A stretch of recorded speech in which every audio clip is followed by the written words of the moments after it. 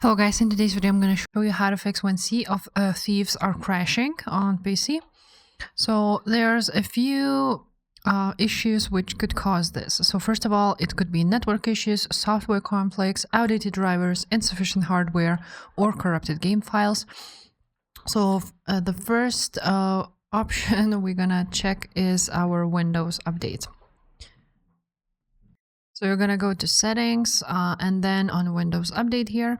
And you're gonna check for updates. If there's any available, you want to click download and install. And after that, the problem should be fixed. If that is not the problem, then you want to open up your NVIDIA app if you are using NVIDIA or AMD. Here you want to go to drivers and check for any available drivers and update them. This could be the issue too. Now another option is to go and open up Xbox or Steam, whatever you're using for Sea of Thieves. You're gonna click these three dots, manage, and then on files right there you're gonna see verify and repair. You want to go ahead and click on this one. It will verify and repair any corrupted files. Now, if that is not the problem, you want to go ahead and open up your task manager and close any background applications which are interfering with it.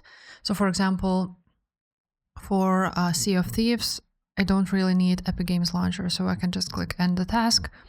And you want to do with all of the applications, especially with the ones which eats up a lot of memory and CPU. And the last thing to check is, of course, your internet connection. If you can use Ethernet, it will be a more stable connection and it shouldn't crash the game.